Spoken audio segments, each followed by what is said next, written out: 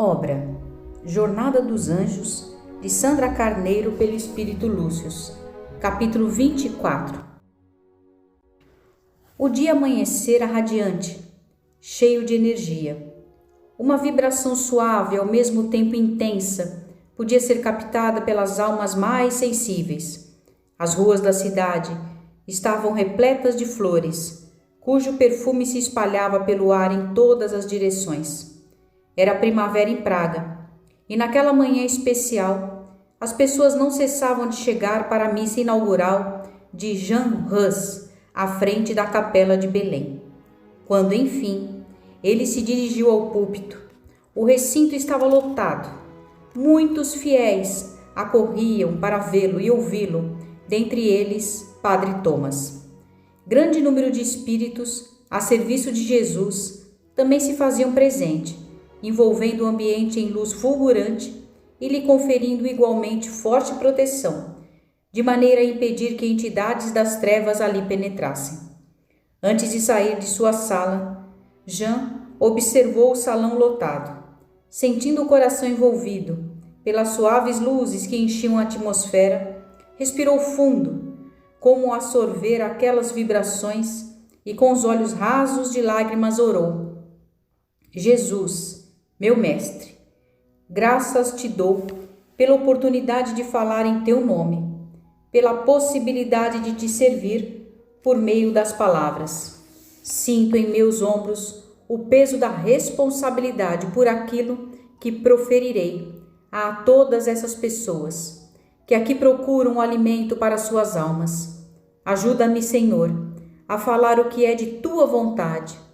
Não me permite colocar os olhos em mim mesmo. Impede-me de dizer uma só palavra que esteja em desacordo com a tua vontade e os teus desejos. Ampara-me a boca e os lábios, para que sejam instrumentos de tuas misericordiosas palavras. Amém. Em seguida, resoluto, adentrou o salão e ocupou seu lugar ao lado do rei. Venceslau outorgou-lhe oficialmente diante de todo o povo a condução da capela e o seu púlpito, e depois se sentou. A rainha Sofia presenciava satisfeita a solenidade.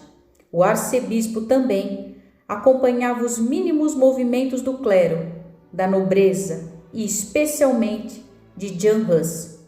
Ele então tomou o púlpito e pela primeira vez colocou toda a missa na língua tcheca e não em latim, como era o usual em todas as igrejas católicas, de sorte que todos os podiam compreender.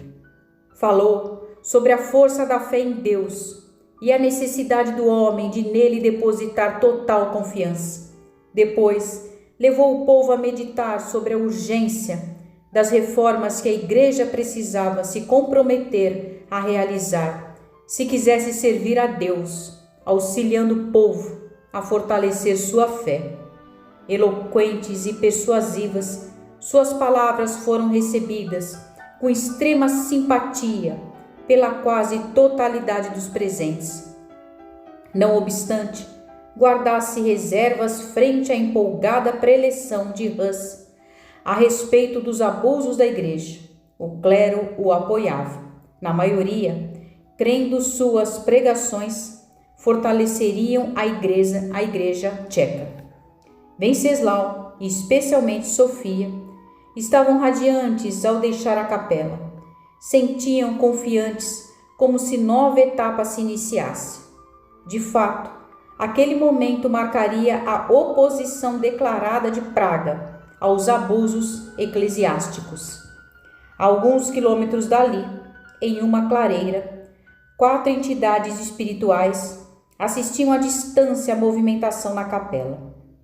Uma delas comentou, visivelmente contrariada: não estou gostando nada do que vejo. Também não me agrada o rumo que as coisas estão tomando, respondeu outra. Com esse andar, a situação poderá complicar-se para nós. A terceira comentou: não pudemos nos aproximar. Isso não é bom. E a que se mantivera calada ergueu a voz para ordenar: calem-se. Não estão vendo que necessitamos de concentração? Precisamos de Núbio aqui. Por quê? Ele é capaz de nos trucidar por não termos sequer nos aproximado. Fique quieto, se não tem nada inteligente a dizer. A grotesca figura ia se defender quando chegou uma entidade espiritual envolta em pesado e negro manto.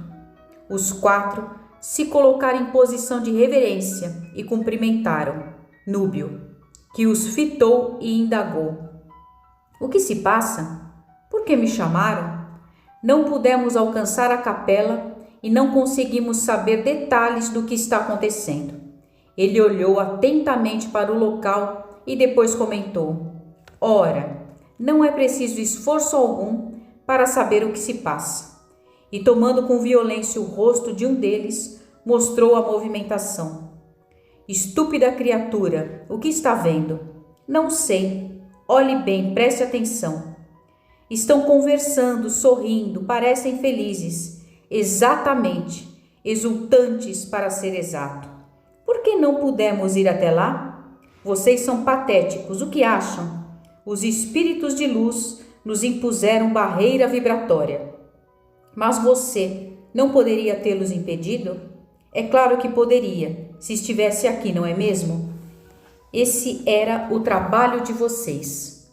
Em busca de defesa, uma das entidades objetou: nós tentamos, e foi por isso que o chamamos. Bufando, impaciente, Núbio ficou longo tempo a observar e viu quando Jan Hus saiu da capela em alegre conversação, junto ao arcebispo de Praga. Depois, verificou que diversos padres e bispos o cumprimentaram com sincera simpatia e, virando-se para os companheiros, declarou: temos muito a fazer aqui. Esse Jan Hus parece que nos dará trabalho. Conquistou a simpatia do clero. Continua lendo os textos daquele professor inglês? Tenho acompanhado seus estudos e escritos e sei que não só os lê com frequência, como parece inspirar-se neles para escrever os próprios textos. É evidente que o adotou por mentor. Como eu imaginava, estamos diante de uma criatura que certamente nos criará problemas. Calou-se por instantes pensativo e concluiu: mas nada que não possamos controlar e vencer. Vamos, temos muito trabalho a fazer. Esse Jan Hus precisa ser destruído. As 4 entidades, lideradas por Núbio, logo desapareceram, enquanto comentavam: como faremos? Não se preocupem, nossa falange é grande e temos auxiliares espalhados em todos os cantos. Não será difícil manipular os homens de acordo com os nossos interesses. Na porta da capela, Padre Thomas cumprimentou Hus, parabenizando-o pela importante conquista. Assim que saiu, retornou para o mosteiro e foi direto procurar a filha. Batendo na porta do quarto, chamou: Verônica, você está aí? Abrindo pequena fresta, ela respondeu baixinho: sim, estou aqui. Thomas percebeu que a jovem escondia o rosto e estranhou. O que está vendo, filha? Abre a porta. Hesitante, a jovem acabou por abrir e o pai entrou. Ao ver seu rosto machucado e suas mãos em carne viva, assustou-se. O que aconteceu com você? Ela baixou os olhos e, esforçando-se para conter a tristeza, balbuciou: eu caí. Ele examinou o ferimento perto dos olhos e o das mãos e insistiu: vamos, conte-me, o que está havendo? O que aconteceu? Não suportando mais, ela explodiu em lágrimas. Eu estava limpando a escadaria principal do mosteiro. Boris me obrigou a limpá-la 15 vezes. Cada vez que aparecia, dizia que o serviço estava mal feito, que eu precisava fazer tudo outra vez.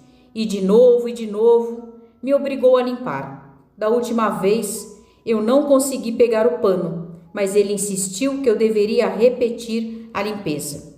Ergui-me e mostrei-lhe o estado de minhas mãos, mas ele retrucou que aquilo não era nada, que muitas penitências a que ele próprio se obrigara já o haviam ferido muito mais. Eu não suportei. Avancei contra ele, que me empurrou. Caí e ele me empurrou novamente. Desequilibrei-me e rolei da escada. Foi assim que feri os olhos. E ele o que fez? Cheia de ódio, Verônica respondeu. Saiu dizendo que pediria a alguém para me ajudar. Não a acudiu, nem tomou conhecimento. Fiquei caída gemendo, até que a irmã Adriana veio me ajudar, garantindo que a culpa fora minha por tentar agredir o padre Boris. Deu-me o recado de que deveria terminar o trabalho e depois ir para a capela do mosteiro, rezar durante o resto da noite para ser perdoada por tê-lo agredido. A jovem não conseguiu dizer mais nada. Thomas abraçou-a com profundo carinho e ela chorou convulsivamente em seu ombro. Quando conseguiu se acalmar, indagou entre suspiros e soluços. Por que isso tem de acontecer? O que fiz ao meu primo para que ele me odeie? O que fiz, pai? Não sei, filha. Às vezes parece-nos que a vida é injusta, mas sei que não é. Claro que é, pai. Esse Deus a quem vocês tanto dizem obedecer é um ser que não nos ama. Do contrário, por que nos faria sofrer tanto? Não consigo aceitar. Fitando-a longamente, Thomas custou a falar. Enfim, inspirado por Angélica, entidade espiritual que o acompanhava, indagou. O que sua mãe costumava dizer sobre questões dessa natureza? Verônica limpou os olhos e fitou o pai em silêncio. Depois, baixou a cabeça e respondeu. Dizia-me que Deus sabe todas as coisas, que é bom e amoroso, mas que a Igreja tomou o seu lugar na terra e está abusando demais do poder que o Todo-Poderoso lhe concede. Geórgia era uma mulher singular. Tinha uma compreensão tão clara das coisas que chegava a me assustar. Ela estava certa, filha.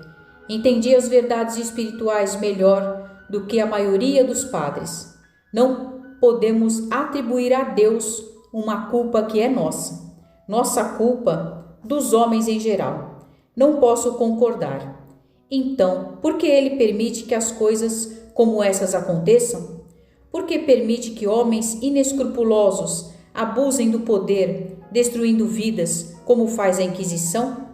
E quem diz que permite? Quem diz que o Pai não está agindo para mudar as coisas? Não posso aceitar esse Deus. Há muita injustiça na terra. Veja o meu caso. O que fiz para ter de sofrer dessa forma? Sem saber o que responder, Thomas voltou a abraçar a filha e pediu. Tenha calma, por favor. Ainda que não possamos compreender de imediato, deve haver uma razão. Nós é que a desconhecemos. Temos de confiar em Deus, Verônica, e Ele haverá de nos auxiliar. Não podemos desacreditar. Eu não posso confiar em um Deus que permite tantas injustiças e tanta dor. Abraçando-a mais forte, Thomas ficou calado por um bom tempo. Então, segurando o rosto belo e delicado da filha, limpou-lhe as lágrimas e pediu mais uma vez: vamos confiar em Deus. Afinal, houve algo de bom em tudo isso. Nós nos encontramos e estamos juntos. Verônica esboçou leve sorriso, depois baixou a cabeça e chorou sentida. Estavam ainda juntos quando Boris bateu à porta. Vamos, Verônica, tenho trabalho para você. Thomas abriu e o jovem padre o fitou empertigado. O que faz aqui? Estou visitando a jovem Verônica. Sua filha, não é? Sim, pois é bom que não interfira em meus métodos. Ela é minha responsabilidade e pretendo ensinar-lhe a meu modo como se serve a igreja. Haverá de ser mais humilde e obediente. Isso será mesmo. Ela está muito machucada, Boris. Apenas dê-lhe um tempo para se recuperar. Venha, Verônica, vamos limpar a capela hoje. A jovem arregalou os olhos e, mostrando as mãos, questionou. Como poderei limpar algo com as mãos neste estado? Que limpe com a boca, com os pés. Vai trabalhar para a igreja para aprender a ser-lhe útil. Por favor, Boris, deixe-me descansar um pouco. Vem agora. Thomas fez menção de interferir, mas Boris antecipou-se e avisou. Se você se intrometer, Thomas, vai piorar a situação dela e farei com que seja transferido para bem longe, talvez para outro continente, quem sabe. Precisamos expandir a mensagem da igreja por toda parte. Fazendo breve pausa, virou-se para Verônica, puxou-a pelo braço e, ao saírem, dizia: Venha, vamos trabalhar, que o seu mal é a preguiça.